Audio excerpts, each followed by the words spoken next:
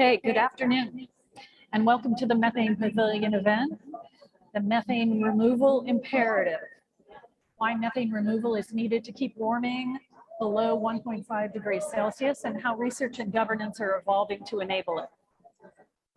My name is Daphne Wysham, and I am the CEO of Methane Action, a nonprofit organization with a unique mission to identify solutions that can rapidly reduce atmospheric methane concentrations to pre-industrial levels and ensure their implementation for the benefit of both present and future generations. Earlier today here in Glasgow, we heard from former President Obama that we can't afford hopelessness, and that though our planet is deeply wounded, our planet can be healed by degrees. This is what we're about at Methane Action: healing the planet, restoring the climate, hope in the face of hopelessness. And I'm excited to kick off our conversation here with some highly esteemed scientists who will tell us about how we're going to do that. Last week, we heard a lot about pledges to cut methane by 30% by 2030, with over 100 countries pledging to do so. In addition, over 20 leading philanthropic organizations have committed funding support of over $300 million to meeting this reduction target. This is welcome news, as methane levels in the atmosphere are over 2.5 times higher than pre-industrial levels, higher than at any time in the past 800,000 years, and rising. Today, you'll be hearing from leading climate scientists and policy experts who will discuss why we must both maximally reduce methane and other greenhouse gas emissions while simultaneously scaling up technologies to remove methane from the atmosphere if we are to avoid exceeding the 1.5 degrees Celsius target. In fact, methane removal technologies combined with other greenhouse gas emissions reductions and removal strategies have the potential to actually restore atmospheric methane to pre-industrial levels and roll back radiative forcing by 15 years or more. Our vision has the support of scientists and policy experts who have called on world leaders gathered here in Glasgow to develop and deploy methane removal technologies quickly, together with aggressive methane emissions reductions. We and others at COP26 are circulating a declaration on reducing atmospheric methane, which proposes a research, development, deployment, and governance structure for methane removal. We have also made available a draft decision to the Conference of the Parties here, which could be taken up and approved in the next few days here at the COP. So to help us understand what is possible in terms of methane removal and why we think it is an imperative, we are joined first by Stanford professor and Methane Action board member, Rob Jackson. Thank you, Rob. Well, thank you, Daphne, and thank you all for attending and for your interest. As Daphne mentioned, my name is Rob Jackson. I'm associated with Stanford and the Global Carbon Project and Methane Action 2. And I'm going to share my screen and give you a quick introduction to methane removal, what's possible and why it's important.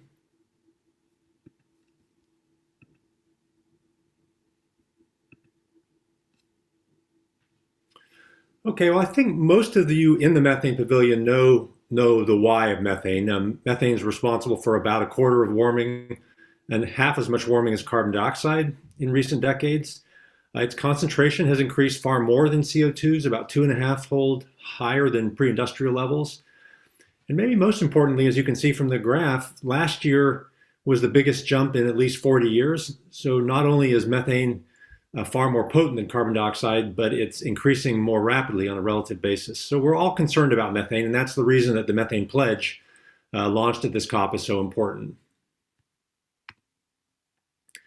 I want to set the stage. We think of methane removal as an opportunity to restore the atmosphere. Many of you know that this year the UN kicked off its year of restoration, its decade of restoration. And sort of what is ecosystem restoration? Well, it's the practice and process of assisting the recovery of an ecosystem that has been degraded, damaged, or destroyed. And that we believe the atmosphere should be viewed similarly to a wetland or a forest or any system that we're trying to repair. The goal isn't just to stop the damage, is to put it back to a functioning sort of pre-industrial condition, if you will. And so that's the spirit that we'll proceed in today. I want to spend just a minute on this slide, which is from the Global Carbon Project, and I'll acknowledge my colleague Marielle Saunois. So the left arrows in orange are the sinks from human activities, the anthropogenic sinks. On the far left, you see fossil fuel production. So this would be methane released from oil and gas extraction or coal mining, or the use of those fossil fuels. And that's about 100 million tons of methane a year. Then this second thicker orange arrow is agriculture and waste. You'll see by its thickness, it's about twice as large as the fossil fuel term. That's primarily ruminants and rice paddies and such. And then there's this middle arrow that's biomass and biofuel burning, which is a combination of fires set by people and naturally occurring fires. So all of these arrows to the left represent mitigation, and there's nothing we'll talk about methane removal or anything else that's more important than simply cutting emissions as quickly and as much as possible. And you'll hear more about that today. But emissions from human sources aren't the whole story. There are sources from natural systems like wetlands here in the middle, about almost 200 million tons a year, and then other sources from geological systems. But let's think about wetlands for a minute. As temperatures increase, we expect natural emissions from wetland systems to go up. And we also have the potential for enhanced or accelerated methane release from the Arctic as permafrost thaws. So another justification for methane removal is that we're looking at a future where natural systems themselves are likely to increase their emissions. And methane removal could be an insurance policy, if you will, a tool for us to offset some of those enhanced emissions. And then what we'll be focusing on today are the green bars to the right. These are the things, the sinks, the things that scrub methane naturally from the atmosphere. And the number one mechanism that scrubs methane from the air are radicals, chlorine and hydroxyl, OH radicals in particular, and microbes do this job too. So every arrow on this chart is something that in principle we can manipulate or at least respond to and need to take into account.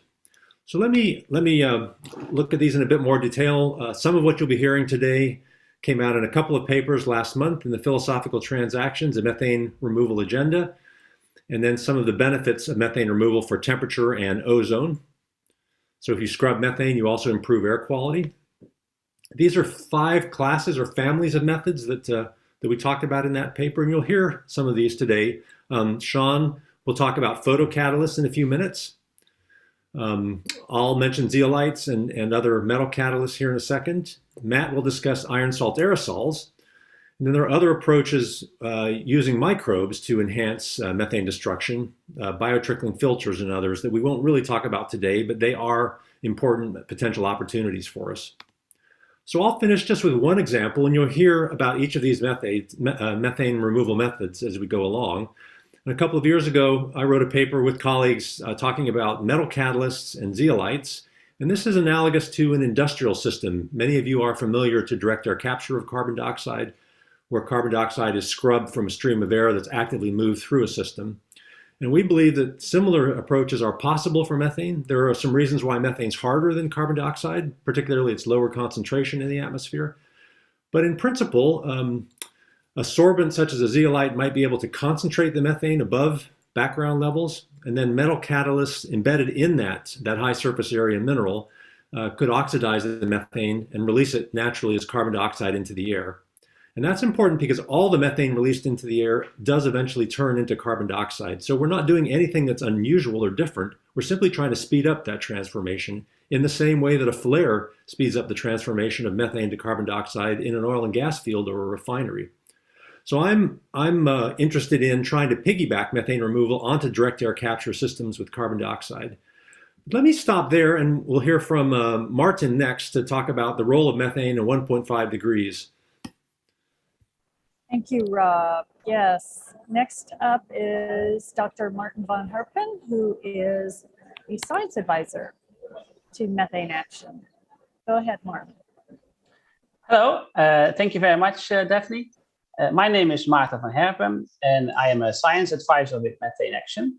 I will also share my screen and tell you a little bit about methane and methane removal especially, and its role for for the Paris targets. And so we've seen this slide from Professor Hoglund-Isaakson, and I'm going to try to simplify the science a little bit by using Lego blocks. So I've put some Lego blocks on top of this picture, and Rob explained that there is human emissions. So I've put 10 blocks of red Lego blocks here. Every block is 10% of methane to be removed. And I've put 8 blocks of orange, which is the natural emissions. And I'm going to use this in my next 3 slides. So the first question is, how many of these blocks need to be stopped? How much of these emissions need to be stopped in order to achieve the Paris target? And this is a graph in the middle of the different IPCC pathways. And all of these will arrive at different temperatures, but the only ones that are able to meet the Paris target of 1.5 degrees are the blue lines in this figure. So we can look at these blue lines and to see how much methane needs to be removed.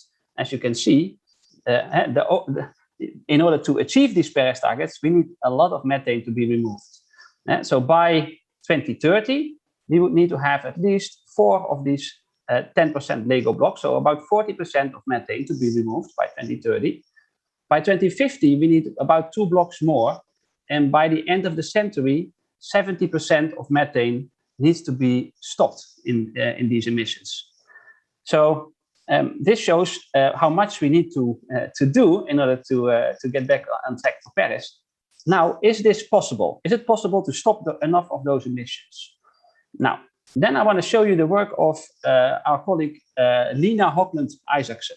She has been calculating how much it costs to stop a methane emission. So at the top, you see my Lego bricks again, how many we need to remove, by when. And how Lena's work can be used is we can look up how much it costs to remove a bunch of methane, to stop it being emitted. So for example, the first block, the first 10%, to stop this emission, we can look down and look up the cost. And we see a negative number. And that means it's actually profitable to stop these emissions. That's because these are typically gas leaks in the oil and gas industry. So if you stop that emission, it's actually profitable. Now, if we follow this graph further, you will see that costs are increasing. And I will color code the Lego blocks now, just to show with the color how expensive it is to stop that emission. What we then see is that the first 30% is very low cost to remove. Then the next part, up to 40%, becomes a bit more expensive. And up to 50% is still technically possible, albeit at a very high cost. If we go beyond this 50% of methane reduction, the graph is not showing anything here anymore. And that's because it's going to be beyond the technical potential of stopping the emissions. You would need to do things like eating less meat, things like that, in order to go beyond what's technically possible in reductions. And that's where methane removal comes in, because we see that already the target we have for 2050 with the IPCC scenarios cannot be reached with this only. So we need to have additional methane to be addressed. And you can see by the end of the century, certainly we need to have new ideas to stop those methane. And that's where methane removal comes in. That's our idea, to remove the methane after it's being emitted. And you need this to meet the Paris targets, as you can see here, the removal. And we can exceed the Paris targets. We can remove more of these blocks and do even better than Paris. Now, finally, I want to put this a bit in perspective with the different pledges and targets that there are. The good news from this COP conference, of course, is the methane pledge of 30% reduction of human emissions. That's these first 3 blocks of methane being removed, and that's good news. But by 2030, we probably need to have this updated to a higher level, because the UN Global Methane Assessment is saying that we need to have a 45% reduction by 2030 to be on track for targets, so for Paris. So they would say you need to remove this much. Now, methane action, which is our group, we want atmospheric methane to be halved by 2050. And that's like mitigating almost all of the human emissions go until this point. So we want to remove additional blocks as methane action in order to exceed the Paris targets. Full climate restoration, as Rob Jackson as introduced, would mean we remove all of the human emissions. Now then finally, I also want to highlight this uncertainty that Rob also mentioned in the natural emissions, especially with regard to the Arctic and the methane that can be released by 2050 or by the end of the century. It is very uncertain. So some experts giving high estimates and others give low estimates. And that uncertainty is a problem because it's very well possible that 2 of these Lego blocks might be added on a natural side from wetlands and especially the Arctic. And if that happens, we need extra action on this side. So it's a reason to have also the methane removal technology to address particularly also that risk. And that's it. Thank you. Thank you, Maarten. That was very clear. I love the methane, the Lego blocks. Very clear. Okay, next up is Matthew Johnson. He's a professor at the University of Copenhagen, and he's going to be discussing iron salt aerosols. Yes, thank you very much. My name is Matthew Johnson. I'm a professor of chemistry at the University of Copenhagen here in Denmark. And I'd like to thank Rob and Maarten for laying up the subject in a very nice way. And right now, what I'd like to do is walk you through a solution. And we need to start out by recognizing that methane is a very tough opponent chemically, unlike carbon dioxide. And methane doesn't like to stick to surfaces. It doesn't dissolve well in water. And it has a rather slow reaction rate with hydroxyl radicals. And these are the main radical that are removing pollution from the atmosphere. However, methane has an Achilles heel, and this is chlorine atoms. Chlorine atoms react much more quickly with methane than the hydroxyl radical does. And in addition, they're easier to make. They require less energy to make than making hydroxyl radicals. So what we would like to do is restore pre-industrial levels of atmospheric methane by enhancing the concentration of chlorine atoms in the atmosphere. We say enhance because chlorine atoms are already being produced by natural mechanisms that involve sea salt aerosol, and sunlight. So we would like to enhance that. We're simulating this chemistry in the laboratory at the University of Copenhagen right now. We have artificial sunlight, we have a test reaction chamber, we put in different mixtures of aerosols, and then we look at the chemistry that's occurring. And the idea is to generate a photocatalytic process where sunlight would be able to activate chlorine using an iron atom as an intermediate, generate chlorine atom, and then this would just eat up the methane from the gas phase. When we have this basic science demonstrated, we'd like to take this out into the real world and test if this is really what's happening. So if we just walk through this in detail, the idea, we've run through the budget here before. If we zoom in onto the atmospheric sinks that Rob was talking about, you can see that at present, 98% of the loss of methane is due to the hydroxyl radical in the troposphere. And about 2% is due to the chlorine atoms. Now, these chlorine atoms are often produced in the marine atmosphere where we have a lot of sea spray aerosol, and the sun shines on that sea spray aerosol and it generates chlorine atoms. And then this sea salt sodium chloride is generating chlorine atoms. That's reacting with the methane. What we would like to do is speed that up just a little bit by adding iron. And it turns out, we've done tests here in Denmark. They've also done some tests in Germany. These show that when you add a little bit of iron into that salt aerosol, you can greatly increase the production of chlorine atoms. And this, it turns out, would already be happening today because there's a lot of iron that's coming out in the plumes of ships. So what we would like to do is study this process as a proof of principle by examining these plumes of ships. Now, we could double global methane removal if all sea salt aerosols were iron salt aerosols. But Instead of changing the existing aerosols, we could simply make new aerosols that have these ideal properties. Then we wouldn't need as much iron or as much salt. We would have a better cost efficiency and better scalability. And there are many ways that we can improve the process. One is to make these particles small. That increases the surface area. It increases the activity of these aerosols. And we believe that we could have a factor of 100, of 10 to 100 improvement by simply decreasing the size of the aerosol.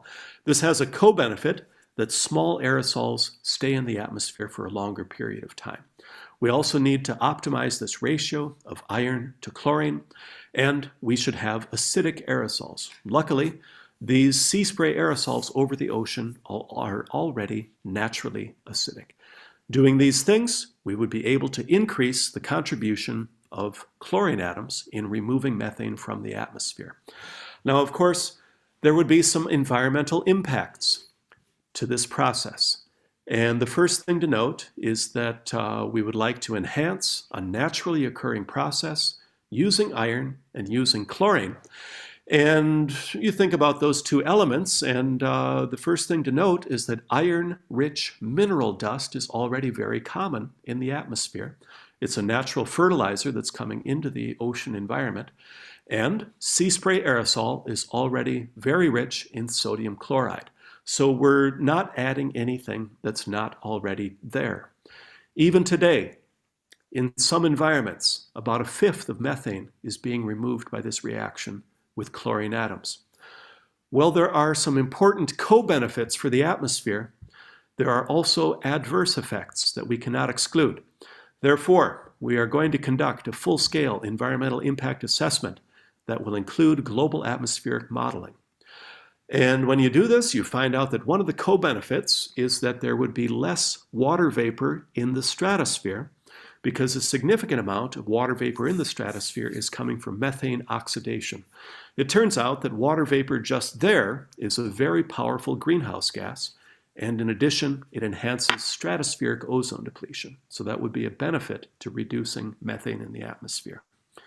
Overall, we would have less tropospheric ozone air pollution, because methane, of course, is a cofactor in forming this ozone air pollution. This would benefit human health and agriculture. However, locally, there could be an increase in tropospheric ozone air pollution. We could plan the deployment in order to not have a human impact from that increase, that local increase in tropospheric ozone, which we do expect to be small. The modeling will determine where we can deploy the iron salt aerosol method safely and optimally. And finally, the environmental impact of this added iron on the ocean needs to be assessed. The amounts are relatively small. What do we mean by small? We mean small in relation to the amount of iron that is naturally in the environment, traveling through the atmosphere. And so we expect a low impact, but in order to be thorough, we need to check this out. And finally, I would just like to note that aerosols in the marine boundary layer in this environment, they have a very short atmospheric lifetime, something like about a week. And that means that we could very quickly reverse any intervention that might be envisaged. All right, thank you very much. Thank you, Matthew. That was great. So next up is Shaun Fitzgerald. Dr. Shaun Fitzgerald is director of the Center for Climate Repair at Cambridge. Shaun. Good afternoon, good morning, good evening, depending on where you are. It's a great pleasure to be with you all. I've been really taken with the presentations thus far. And just before we talk about a further idea of how we might actually remove methane from the atmosphere, I just wanted to recap on two things. So Matthew so eloquently said that methane is one opponent, and it's really quite a fierce opponent. But the one thing that methane does have, which all of the processes described thus far are in its favor, it is energetically favorable to convert methane to carbon dioxide. And that is something which we can use to its advantage. And therefore, one of the areas that we do concern ourselves about for example, the release of methane from old coal mines and things like this. So we've talked about trying to sort of reduce emissions. In some cases, we may not be able to stop the emission of methane from those sorts of areas because of safety concerns. So we don't want explosions. And therefore, we need to think about, well, look, if we're going to have release of methane from the likes of coal mines, what can we do about it? And if it's a sufficiently high concentration and sufficiently high flow rate, then there are schemes whereby literally we can put a gas turbine on top and actually do the conversion of CH4 to CO2 and actually make electricity. Now, the next level is that if we've got point sources which have got slightly lower flow rates and or concentration levels where the idea about using a gas turbine just does not make sense, it may be possible to use a process which we call thermal catalytic oxidation of methane. And that is using the heat generated by this and putting it through a heat exchanger using some fans to allow thermal catalytic conversion from CH4 to CO2. And the last one, which is the one that we've been talking about, is, well, if it's sufficiently low concentration, what do we do about it? And the process I would like to just describe is what we're going to call photocatalytic oxidation. But the critical thing is that what Rob Jackson mentioned, which is that we need to try and find processes, ideally, which can be commercially viable. So the idea about, for example, piggybacking on something else like direct air capture, where we're going to go and tackle carbon dioxide, but in the same breath, bootstrap a process whereby we might then also tackle methane, makes absolute sense. So this is about creatively thinking about applications where we might actually be able to ride on a co-benefit somewhere else in order to tackle this. This is just a lovely way of approaching this problem. Now, photocatalytic oxidation of methane has been proven in the laboratory. And the idea is as follows, is that if you pass a gas containing methane over certain materials, metal oxides, such as, for example, titanium dioxide or silver oxide, perhaps decorated with silver, it's been shown that we can convert the methane within that gas stream to carbon dioxide. And the idea is as follows, is that UV light, and if it's outside, it could be sunlight, incident upon on a solid surface in which the methane is then in contact with, can get it over that hump to then be able to then release its energy and convert it from CH4 to CO2. So the critical question that we've got is to try and identify what are the appropriate metal oxides, for example, that we might be able to use, because although these ideas have been proven in the laboratory, they haven't been proven out in the field where we have, for example, moisture fouling and things like this, other pollutants, we call them being poisoned. In the real world environment, we need to do more work to try and establish which are the appropriate photocatalysts. But what gets me excited about this particular area, and all of the areas we've heard about today, I think are absolutely wonderful and they all need to be progressed. But with photocatalysts, there may be some opportunities where we can look at current industrial processes which may render themselves amenable to sort of bootstrapping the idea of photocatalytic oxidation of methane onto those. So the first one would be, for example, on the surfaces of buildings and infrastructure, if we can have photocatalysts already being used. And for example, those of you who may be familiar with tall buildings and the problems with cleaning glass, will also be familiar with the idea of Pilkington's active glass, which is self-cleaning. Well, as it turns out, some of these materials which are being used are already depositing photocatalysts onto those, and they've been designed to provide amazing self-cleaning glass properties. And the question is why we may not be able to then further enhance those to look at also the oxidation of methane. And the joy of this is that the costs are already being borne by certain environments. A further example may be, for example, using air conditioning systems where fans are already moving air through lots and lots of ducts in buildings. And over the last 18 months, we've also learned about another horrid thing in society, namely COVID-19. And one of the areas that's already been cited as to perhaps we should be looking at air conditioning systems is the introduction of UV sources to try and annihilate the virus. So I've now got fans already moving lots and lots of air. I already have a UV source. And therefore, is there an opportunity potentially to then look at just the cost of lining the ducts with some new photocatalysts, where all the other costs and all the other benefits are captured somewhere else. So what I would like to leave us with is the idea about creative thinking, and I do think it's completely behind Rob Jackson's point about the piggybacking. Are there creative ways of designing schemes where we might be able to really make progress on knocking methane out of the atmosphere? And that's what I wanted to share with you, Daphne. Thank you. Thank you so much, Shaun. That was fantastic, discussing photocatalysis and how we might kill two birds with one stone, so to speak. Next up is someone of no relation to Shaun Fitzgerald, John Fitzgerald, who is the legal counsel to Methane Action. And John, we've been talking a lot about the science, and we have yet to talk about the policy and the governance. And you and I were in a meeting today where we were meeting with government officials who said, well, is this even possible? And they doubted whether or not it was possible. And what do you say to that? And how are we taking this scientific information and making sure that it ends up in the right hands, and that governance is also a key priority for all of us? Well, Daphne, I'm glad you raised those questions, because we are at the prime moment for doing just that.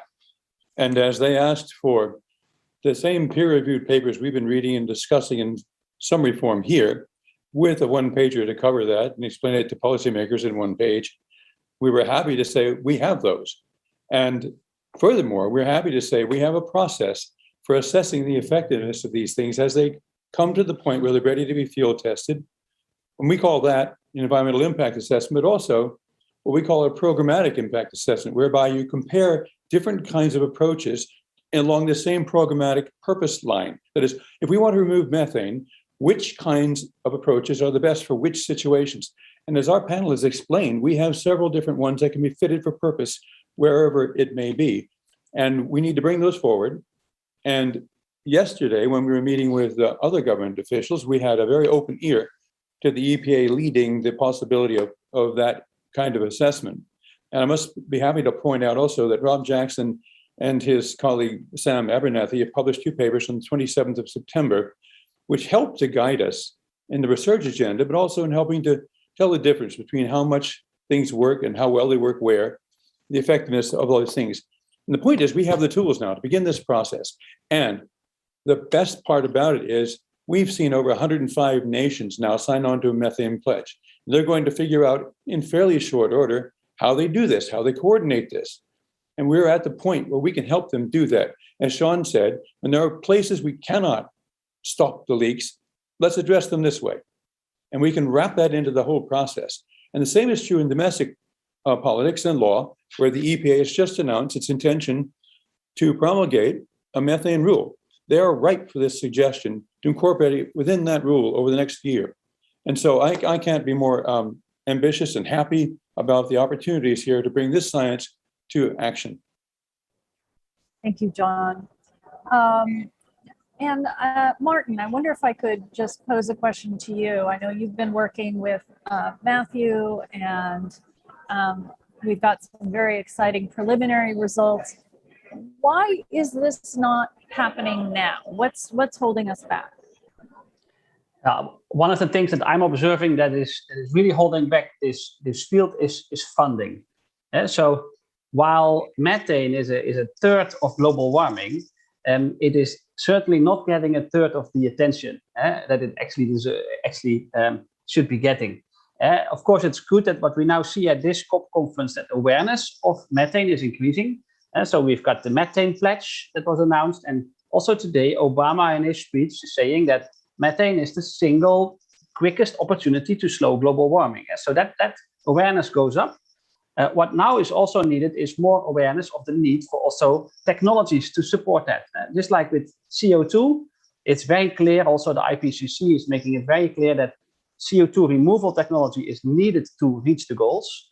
That awareness needs to be created now also, that methane removal technology is needed to hit the methane goals. So that's the job of course also for us at Methane Action, is to raise that awareness so that but governments then also start funding the creation of these technologies and the development, so that we have them in time to deploy them when they are needed. Thank you for that. Perhaps Matthew or Rob could answer the next question. Another question that I get very often from people is, well, methane oxidizes anyway after about 10 years in the atmosphere. Why do we need to amplify that? Why do we need to encourage that process? And I'll maybe start with Matthew and then go to Rob. Yeah, thank you. If the boat is sinking, it's a choice between bailing or plugging the leak. And I think that what Maarten showed us with these Lego blocks is that we can only get so far by plugging the leak. And we need to do both at the same time in order to keep the ship from going under. The ways of stopping methane emissions get to be very difficult. And I guess part of it is that methane is microbial and the source is diffuse and hard to control. So some of the things we can control, some of the things are out of our control. So that's my quick analysis of it. Rob, did you want to add to that? Sure, I would, and I agree with Matt. I guess there are a couple of reasons why I think we definitely need methane removal too. The first is that although it's true that the methane goes away much faster than carbon dioxide or nitrous oxide, it doesn't go away instantly. So if its half-life is between sort of 8 to 12 years, that doesn't mean it's gone in a decade. It means it takes a series of decades for all the methane to go away. And while it's going away, it's extremely potent. 30 to 90 times more potent than carbon dioxide pound for pound, depending on your time frame. So while it's in the air, it's extremely damaging, and we will need sort of the best lever that we have to reduce warming in the short term over the next few decades as well. So it's the combination of the fact that yes, it goes away, but it takes decades to go away, and while it's in the air, it's extremely damaging. It's the best justification, I think. What do you say to people who say this isn't possible? I mean, this is what we hear from folks here in Glasgow, that it's not possible to remove methane from the atmosphere. It's too big of a task. It's too diffuse. Well, I would say that it's hard. I mean, Shaun gave a nice overview of some of the issues. It's lower. It's 200 times less abundant in the air than carbon dioxide, so it's harder to latch onto. It's hard chemically to crack open for reasons that Matt described. But we've only been considering this for a few years, really, and I would acknowledge colleagues who aren't on this session, like Renaud de Richter and others who've been involved in this for some time.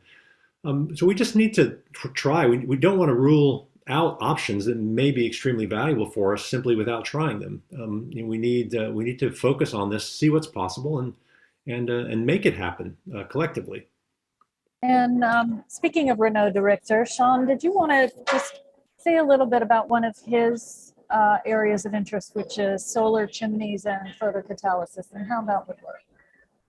Indeed. So the idea of a solar chimney is as follows: that if you can heat air, maybe through a greenhouse, then and build a chimney, then you can get this air moving just using solar power. And this is one of the fundamental problems we've got with either direct air capture or methane removal. It's how to move the air.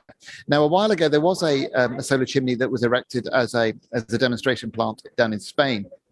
And the economics have changed since that time, in that the cost of photovoltaic cells has come down so much that from a purely operational and economic standpoint, it looks like solar chimneys are not as attractive as basically PV cells powering fans to move the air.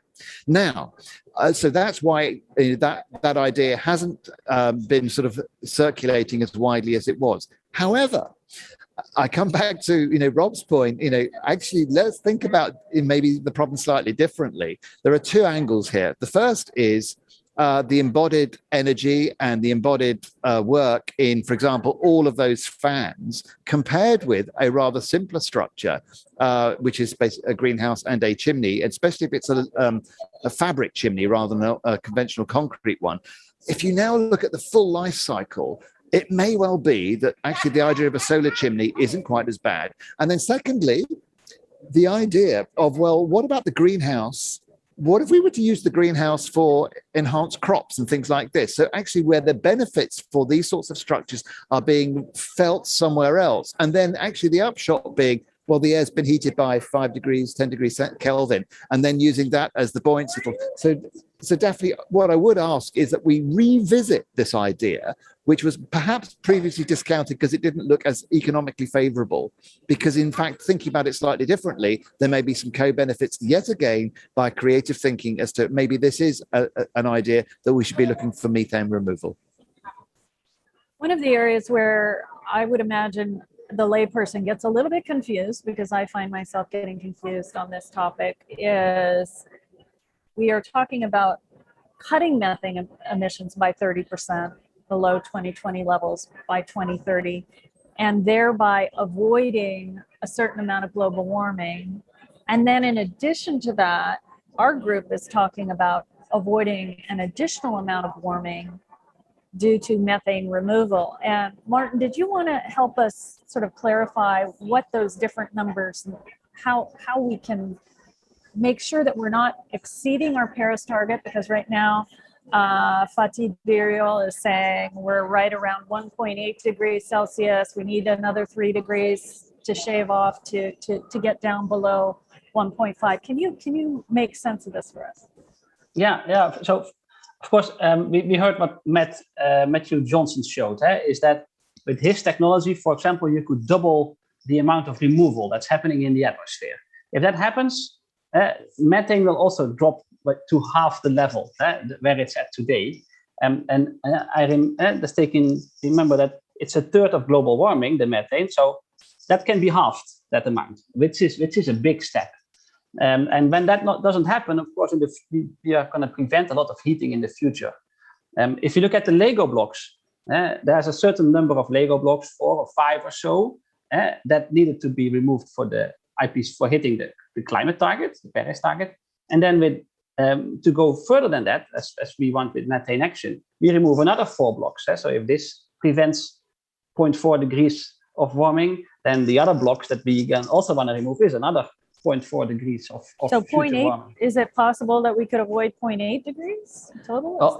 It all depends on what happens on the CO2 side, because that's the other side of it. How much warming is going to happen due to the CO2, and this is also one of the bigger issues around this. So methane removal can be one very big win in quickly reducing the warming and preventing future warming, but it's only a one-off opportunity. So this is not something that can be squandered. But the danger, of course, is that some people might say, let's then remove the methane and in the meantime keep emitting CO2. And if that would happen, there's no solution. So what is really important is that the methane removal is not an excuse to keep emitting CO2. And that's something that needs to be addressed in policy. So some of the work we do at Methane Action is also in that field, because what we want is that these things happen in conjunction. A lot of CO2 emission reduction, a lot of methane emission reduction, combined with the removal, that can really have a climate benefit for us. So John, this gets back, the moral hazard issue gets back to the governance question. Why don't you elaborate on that a little bit? Because I know that's front and center for all of us, and it's something that you're thinking a lot about as well, given everything that's moving on Capitol Hill and here in Glasgow. How do we tackle that issue? 2 ways, Daphne. The first way is to begin to do what our Environmental Protection Agency, I do believe that of the European Commission in policy, are trying to do, which is to basically require the best available control technologies to be deployed to stop as much of the emissions from the most egregious sectors from happening in the first place. If that is indeed the case, and then we have a lot of different enforcement mechanisms with citizens groups, scientist groups being able to track what's leaking and what's not, like former Senator Kerry, our climate envoy, said a couple of days ago, you can run, but you can't hide anymore. We know where those big leaks are happening. And when this happens, it's very hard for the leakers to say, oh, just let us do some more because we can remove some over here. That's not the point. We have 105 nations globally saying we're going to pursue reducing our emissions, they're not likely to want to see people skirting the edges and undercutting things. And so the momentum is pretty good. But we do have to work on ways of making sure that these regulations are enforced. And Europe is actually talking, there was a headline today in the papers about the British government considering ways of making sure that nations that do not participate are actually going to have to pay some of the cost of those who are participating through a border tariff. But there are other ways too. Those ways are taking a cue from the Montreal Protocol, which helps the nations that are party to the protocol to fund offices, to have officers who are expert in this process of removing the things that hurt the ozone layer and reporting on that and enforcing the trade in those items. When they catch someone trying to ship an illegal amount of hydrofluorocarbon or another kind of fluorocarbon, HFCs, CFCs, and having that seized, they're doing a very good job of that. You can see the reporting of it almost in real time, day by day, of the reports that are made and the seizures that have been made. So they've learned to do a lot in international cooperative enforcement, and we can learn to do some of the same things. Rob, there have been some folks here in the United States who say that oil and gas emissions are undercounted. And some even say globally they're undercounted and that agricultural emissions are not, in fact, the largest source, and that there are isotopes that suggest that we can trace them back to fossil emissions. So my first question is for you on that original graph where you were showing that ag was the largest. What do you say to that? And well, I'll take that first answer. Okay. So first of all, it's not just here in the United States. There's a large body of work showing that emissions of methane associated with fossil fuel use and extraction are larger than governing agencies say they are, or inventories say they are. That's true for U.S. oil and gas fields. It's been shown true in the U.K. Through good work there, and shown to be true elsewhere. So we know we have good evidence based on the ground surveys, helicopter and aircraft surveys, and now satellites too, that those emissions are higher than we expect, and isotopes. But I don't know of anyone that's saying that they're higher than agricultural emissions. It's not an either or situation for me. It's a both situation. We need to tackle oil and gas emissions. We need to tackle coal mine emissions, as Shaun mentioned. We need to tackle emissions from cows, and we need to tackle emissions from rice paddies and all the large sources and waste, landfills and more. So there's no addressing methane without tackling all of these sources. And my second question was, one of the boxes that this work gets put into is geoengineering, and that immediately sets off certain reactions. Can you explain, how do you view methane removal? Is it geoengineering or is it something else? Well, I don't personally consider methane removal to be geoengineering. Probably the closest method that you hear about today that some people might think about it is the notion of releasing radicals into the atmosphere. And so we do have to do the kind of environmental impact statement that Matt mentioned and look at what gases might be co-produced through such a process. So it isn't a matter of just forging ahead. It's a matter of environmental impact, modeling and field measurements to check with safety and to work with other groups around the world to have their input, to engage with stakeholders and more. But I think of, in the old days, geoengineering was a combination of stratospheric manipulations and sort of direct air capture of CO2. And I think, the sort of direct air capture analogs for methane are nothing like geoengineering. And stratospheric